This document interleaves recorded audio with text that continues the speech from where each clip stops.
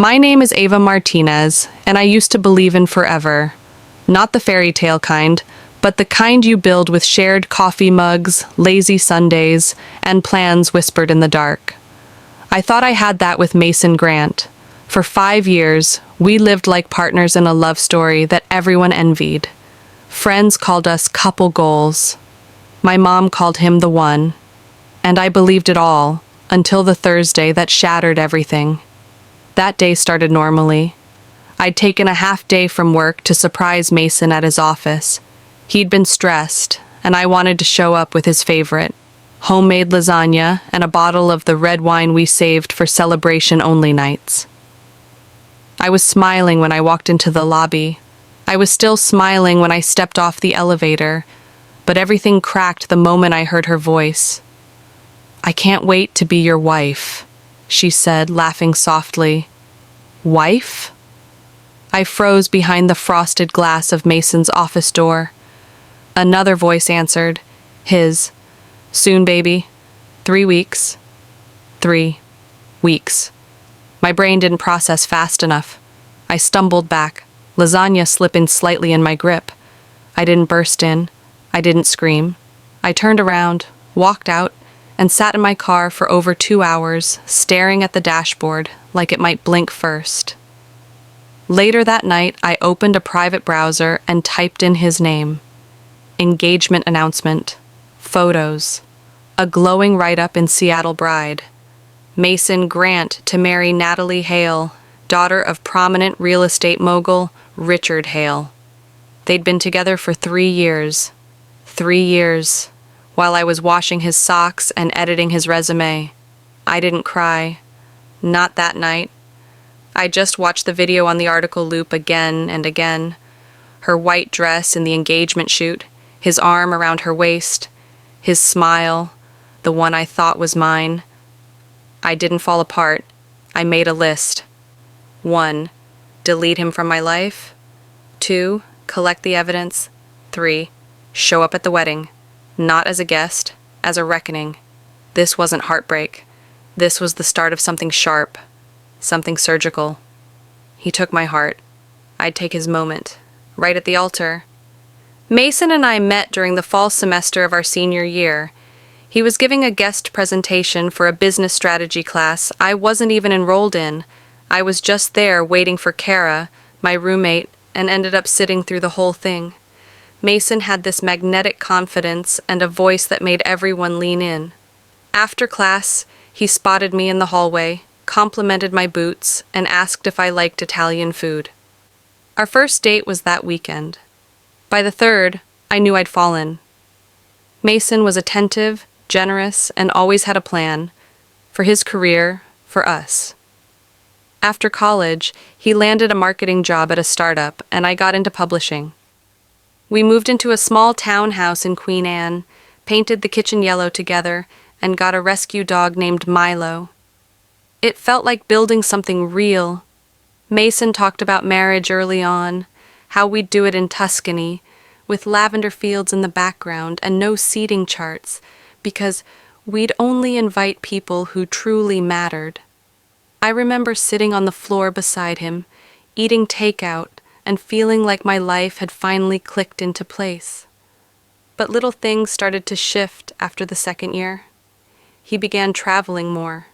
Client meetings in Portland, San Francisco, New York.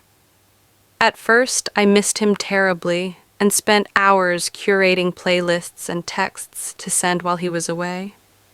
Then I started getting used to the silence, the dead zones in his hotel where he couldn't talk, the strange charge receipts I wasn't supposed to see.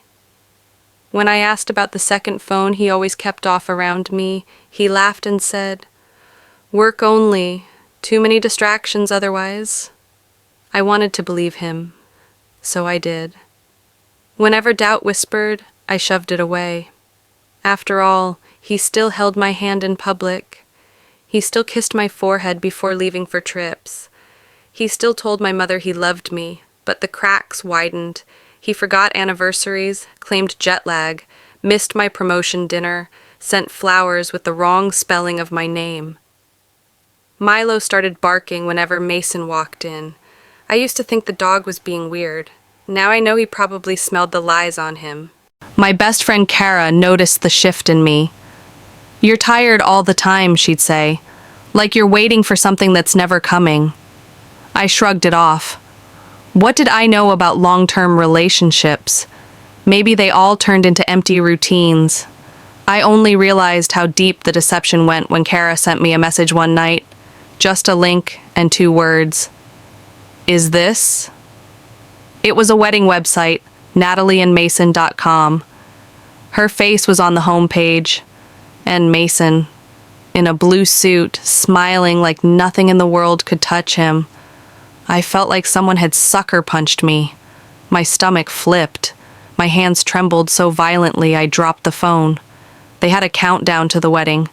22 days. There were engagement photos, RSVP details, even a venue map. Everything perfectly arranged down to the font. And listed under "Our Story" was a paragraph that made my blood run cold. Mason and I met at a charity gala in 2021. We talked all night and fell in love over cocktails and conversation. He proposed during a weekend in Napa, and I said yes without hesitation.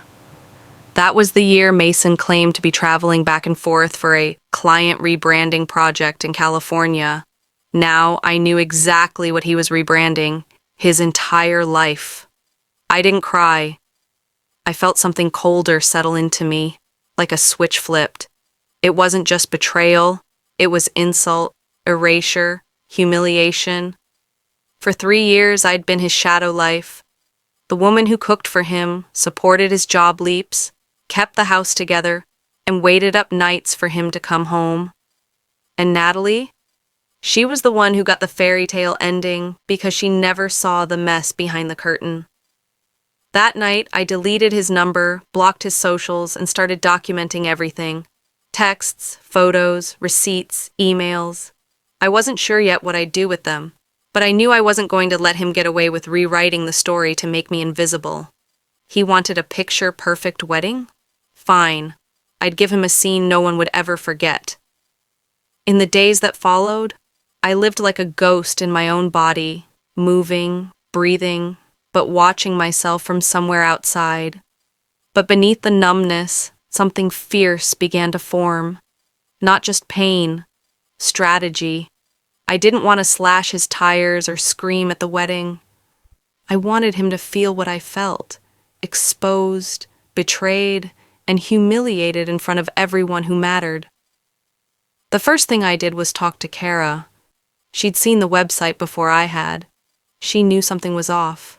And now she was all in. "Whatever you need," she said. "We burn this carefully." We started with research. Natalie Hale, Mason's fiancé, wasn't just some rich girl. Her father ran one of the largest real estate firms in Washington. Their guest list included judges, donors, and CEOs. It wasn't just a wedding. It was a business merger disguised as romance. I went full quiet mode, deleting any trace of myself from Mason's life.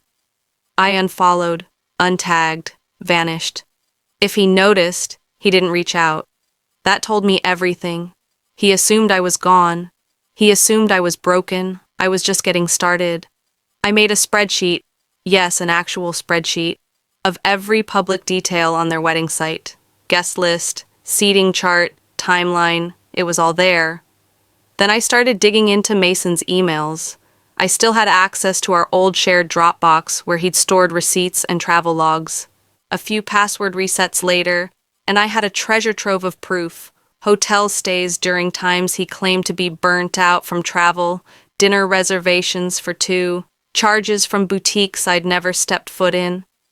I even found photos, screenshots he'd saved from her Instagram, their weekend in Napa, her birthday brunch, her in a white dress, him behind the camera, smiling like the man I thought I knew.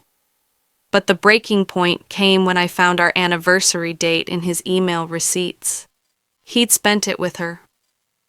While I was home with Milo, watching reruns and waiting for a phone call that never came, he was in a luxury hotel suite popping champagne with someone else. That night, I printed every piece of evidence and made a binder. I labeled it, "For the bride." The plan had to be surgical. One mistake and I'd come off as a bitter ex. But if I played it right, I'd expose him completely on his biggest day in front of his most important people. Kara got me an invitation. Her cousin worked for the event planning team and owed her a favor. All I needed was a name to attach, and I was in.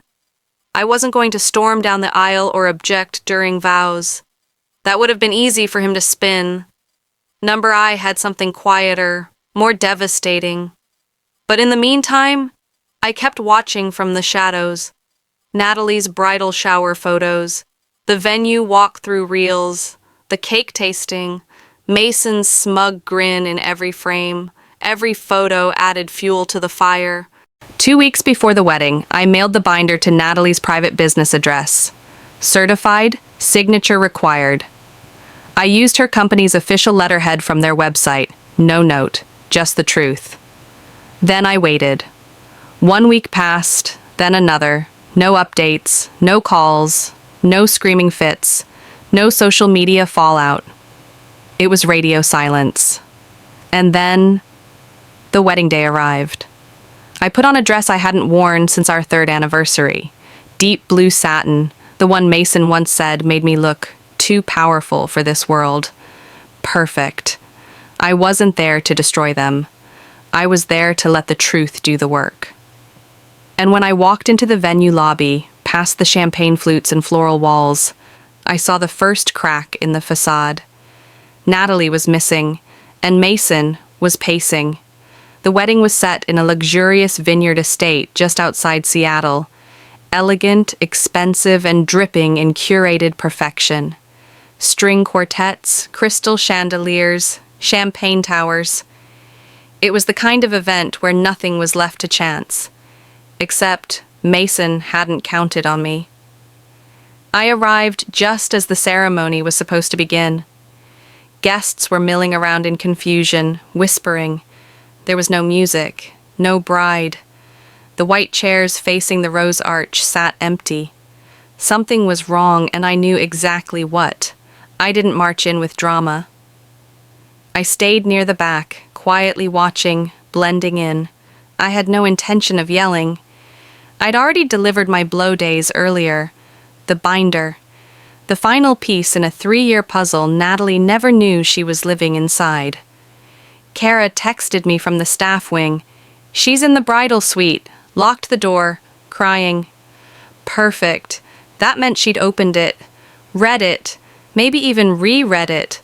All those hotel receipts, date overlaps, photos of Mason with me, marked with dates he told her he was traveling for work. The worst one? The photo of our dog Milo, cuddled next to Mason on the couch, time-stamped the night before her Napa proposal. The binder included a short, handwritten note from me. Just 3 sentences. This isn't jealousy, this is truth. You deserve it before vows make it permanent. Inside the ballroom, Mason looked like a man unraveling. His hair wasn't slicked back perfectly like usual. His bow tie was askew. He was checking his phone obsessively, jaw clenched. Then someone from Natalie's side, her sister I assumed, stormed out of a hallway and pulled him aside. I couldn't hear what she said, but her face was flushed, and her voice sharp enough to carry. Within minutes, a murmur rippled across the room. Guests started taking out phones. Some began whispering. A man in a gray suit muttered, "She's not coming, is she?" A woman clutched her pearls and said, "Is this about that other woman?" That was me. I walked to the far corner, where a table with guest books and gift bags sat untouched. There, I placed a small envelope addressed simply, Mason Grant. Inside, a single photograph, one he took of me, lying in our bed, sunlight across my back, his handwriting still visible on the back. My forever. I slid it under the lace-wrapped journal and turned back toward the exit. As I reached the lobby, Kara appeared, breathless. "She's leaving," she whispered. "The limo's outside. Her dad is furious. I think—" She paused, eyes wide. "I think they're calling the whole thing off." Good. I didn't need a spotlight or applause. I didn't even need Mason to see me. What I wanted was already happening. The collapse of the lie, witnessed by every person he tried to impress. Reputation shattered. Trust obliterated. And me? I walked to my car, heels clicking against the marble floor, my heart steady. This wasn't about getting him back. It was about getting myself back from the years I spent waiting, doubting, loving a man who never existed the way I thought he did. I didn't crash his wedding to destroy it. I crashed it to expose the truth, and the truth did the rest. I drove away before the final blow landed, but Kara called me an hour later with the details. "Mason tried to spin it," she said, breathless with disbelief. "He actually walked out into the ceremony space, told everyone there had been a personal miscommunication, and said the wedding would be slightly delayed." "What did Natalie do?" I asked. Kara exhaled sharply. "She didn't show, not even once." Turns out, Natalie had read every page of the binder I sent. She had receipts, photos, timelines, irrefutable proof that the man she was about to marry had been living a double life. For 3 years, while planning a future with her, Mason had been coming home to me, telling me I was his only, while rehearsing vows for someone else. The moment she saw the overlap, she called her father. According to Kara, Richard Hale arrived at the estate before the ceremony and had a private meeting with his daughter. No one knows exactly what was said, but shortly after, the wedding planner was told to hold all activity. Natalie never came downstairs. The officiant left. The musicians were dismissed. Mason stayed, pacing like a cornered animal. When Natalie's father walked into the ceremony area, alone, he said only one thing: "There will be no wedding today. Please collect your belongings." Then he turned and left. No explanation, no drama, just a public gut punch in front of nearly 200 high-powered guests. The crowd didn't scatter right away. There were whispers, side glances, a few people filming discreetly. One of Natalie's cousins apparently said loudly, "Guess the groom forgot to mention his other fiancé." That got picked up on a dozen phones. By the time Mason realized what was happening, the damage was irreversible. Natalie had already left the venue entirely, her bags packed and car waiting. She didn't scream, didn't post on social media, didn't even send a message to him. Her silence was her severance. And the video? Someone leaked a clip of Richard Hale's announcement. It made its way onto TikTok within 24 hours. No names were mentioned, but the comments lit up. People started piecing together the story through venue tags and wedding planner posts. It went viral in less than 2 days. Mason's firm quietly removed his profile from the website by the end of the week. Rumors of the wedding disaster circulated in his industry circles. Clients canceled deals, sponsors backed out. As for Natalie, she issued a short public statement through her company. "Sometimes the best decision is the one that prevents you from walking into a lie wearing white. I wish peace to everyone involved." Powerful, poised, devastating. Mason tried calling me the day after. I let it ring out, then I blocked his number, finally and forever. He had gambled everything on a clean exit from one life to another, and I had shown up, quietly, precisely, with the truth. The life he thought he could build on lies collapsed on the altar, under the weight of everything he thought would stay hidden. I didn't need to shout. I just let the truth speak louder than his vows ever could. The aftermath was quiet, but in the way a demolished city becomes quiet once the smoke clears. Mason disappeared from public view. He deactivated his social media accounts.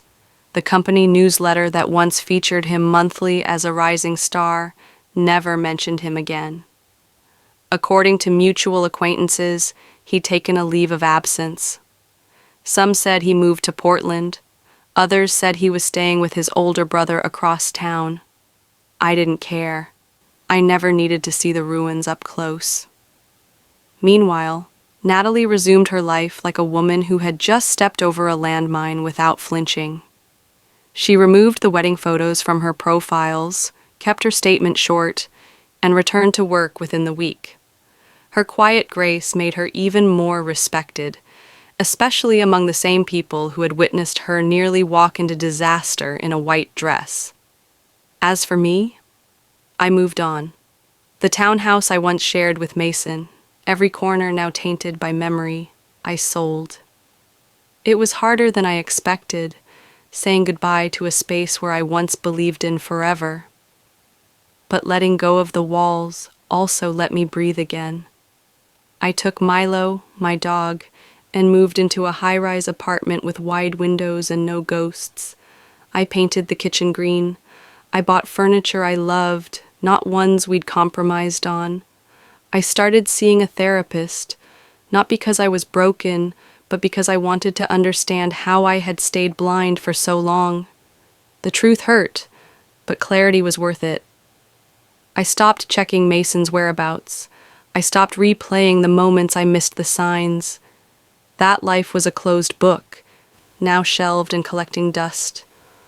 What surprised me most was how people responded when they found out what I'd done. Not with pity, but with respect. "You handled it with grace," Kara said. "You didn't scream. You didn't make it messy. You made it undeniable." And that mattered to me. Because I hadn't crashed his wedding to destroy it. I exposed the truth so it could fall under its own weight. And it did, beautifully. In time, I found joy again, not in someone else, but in myself. I began painting again, something I had set aside during the chaos of loving a man who never really saw me. My work started getting attention at local galleries. I spent weekends hiking, cooking, laughing again. I wasn't just healing, I was rebuilding. People say revenge is sweet, but what they don't tell you is that peace is sweeter. It's strange, the moment you realize you're no longer angry. For months, I carried that fire, first in my chest, then in my throat, and finally, in my hands when I mailed that binder to Natalie. I thought revenge would taste like victory, like some triumphant climax where justice echoed loud and clear. But it didn't. Revenge for me wasn't about a spectacle. It wasn't rage-filled or explosive. It was a quiet, deliberate act of reclaiming my voice, something Mason had slowly stolen in every lie, every deflection, every kiss that meant nothing. I didn't burn down his world. I simply turned the lights on, and then I walked away.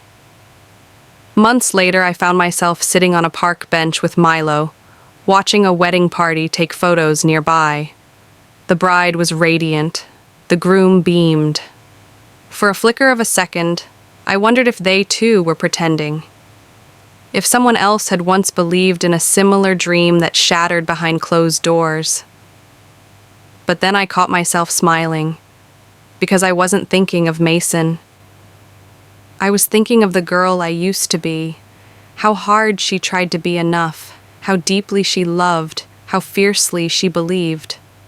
I don't resent her. She kept me alive long enough to become this version of myself, the one who doesn't beg to be chosen, the one who chooses herself. Mason never apologized. And honestly, I never needed him to. What could he say that would undo 3 years of deception? I don't need closure from a man who used my loyalty as his safety net. The closure came when I stopped needing to understand why he did it and started focusing on why I stayed.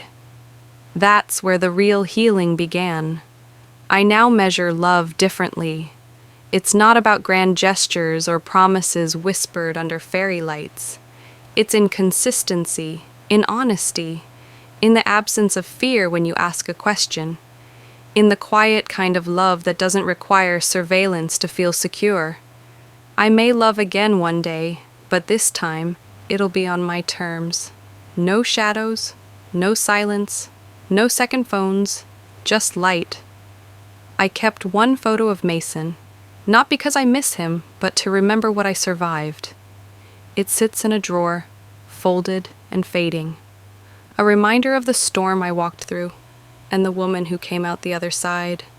Not broken, not bitter, just free.